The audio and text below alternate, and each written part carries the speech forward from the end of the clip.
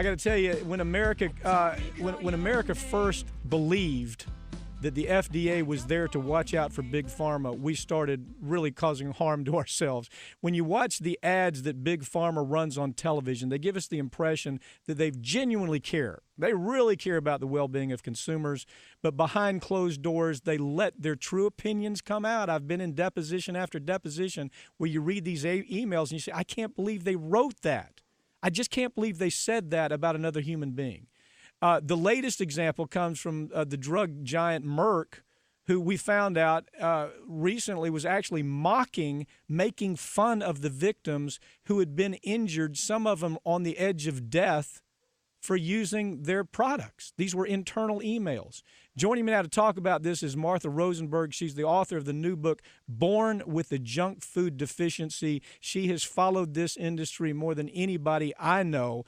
Martha, this Merck story is just, I'd like to say it's unique, but it's not, is it? Well, to me, these emails are pretty over the top. I was amazed to see that the director of animal experimentation and a bone scientist at Merck wrote in an email to another Merck scientist that he was making fun of patients who said, "Ma toot hurts," and he literally wrote it M-A-T-O-O-T. My toot hurt because she couldn't talk because her jaw had been basically eradicated. I mean, it had been just completely necrotic because of the product that Merck made called Fosamax that people still take out there, and the judges that are involved in this simply have got to do something about it. They've got to get this product off the market. It's not just jaw death where the entire jaw becomes necrotic and rots away. Now it's causing femur fractures where the entire femur simply rots away. So what else did you find about these internal emails that just really got next to you when you understand this is a company that says they're out to help people? Well, I think the significant thing about these released documents from Merck is two things. One is that they knew darn well the Jawbone death, the osteonecrosis emerged in 204, but according to these documents, Merck knew in 77. Right. And then secondarily that they thought it was humorous. They actually thought it was amusing. And this guy, Don Kimmel, who wrote these emails that we put up on the web today, is also a dentist.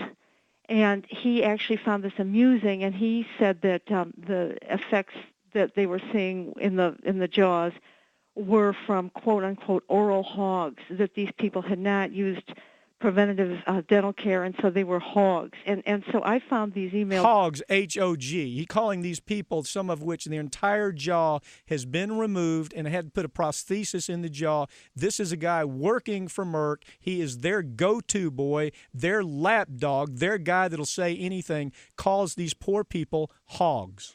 Right, and I found these emails anti-women, because most of the patients are women, anti-elderly, because they're also elderly, anti-consumer in general, anti-poor, because it's the poor people that often don't get the preventative care, and even anti-animal, because he admits in these emails that the animals he's been experimenting on to see if it causes the osteonecrosis aren't even valid models. So he's doing things to dogs and whatnot that he knows darn well have no applicability to human beings. So it's hateful on many, many levels. But we want to say it's just Don Kimmel, one person working for this company.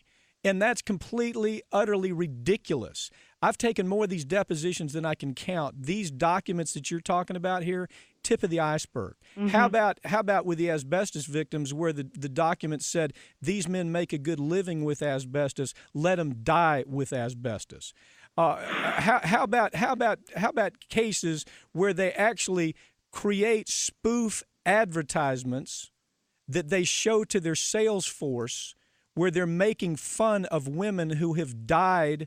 They have died from embolisms. They've died from blood clots. They've died from a product called Yaz that was killing them. Mm-hmm. And the company goes out and they make a spoof ad and that as if this is all fun in games. Thousands of young women dying from this product, and they want to promote sales by making their sales force laugh. This is the quality of what's happening in the drug industry now. And you know why? Because the FDA is dysfunctional, because nobody goes to jail anymore for these things. You know, there's two mythologies about these unsafe products. One is that the corporations always say they didn't know, and secondarily, they always say they feel very bad for the harm they caused. And these emails show that that's not true in either case, that they knew and they thought it was amusing, and they thought they could get some money out of it before, they were stopped. And it's shocking, the derision that they have, especially healers. So somebody who's trained as a dentist, is like a doctor. And to have that kind of contempt for your own patients, it's a shock. Martha, let me shock you some more. We're seeing case after case where they're going to universities like Harvard and Yale and Princeton, and they're taking some professor who's making $200,000 a year, saying, "Hey, how would you like to make another $500,000?" Well, sure, I want to. Well, the way they do it is to do that, you have to write a scientific article. Then you have to send it to us, and we have to edit it and approve it, and then we'll get it submitted to the journals. And these guys say, yeah, okay, we'll do that. It doesn't make any difference that the product they're talking about is killing people, crippling children, blinding people. It doesn't make any difference to these people. It's all about money. We call them biostitutes. It's a nice word of a medical prostitute or scientific prostitute. They will do it for the right amount of money, regardless of who it hurts. There's a slight move on the part of some of the journals to not accept these articles now, but you're right. It's been everywhere, and it's gotten a lot of drugs into people's medicine chests that shouldn't be there.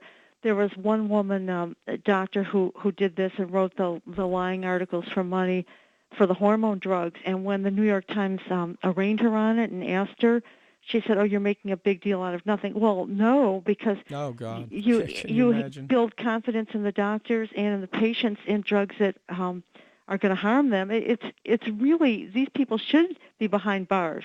Yeah, well, in this case that you're talking about on the Merck Fosamax O&J issue, they actually lied about the number of cases that they knew that they had over 370 cases, and they tried to make it sound like, no, we only have 50 cases. The FDA has no ability to look behind that. After we found out, nobody's gone to jail. The judge handling this case in New York, the Jaw case, has done nothing to punish these people at all. He simply made it difficult. He's made it almost impossible for claimants to even recover money for the suffering that they've incurred.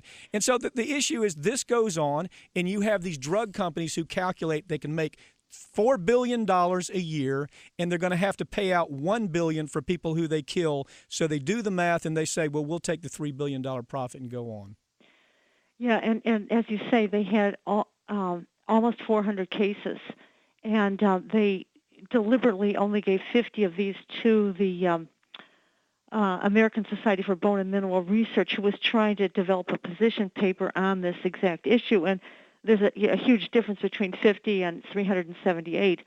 And they admit that they somehow lost the other cases. So they're actually slanting and burying the actual facts on which you could make decisions. So it's amazing to me how they've gotten away with, and they continue to get away with this.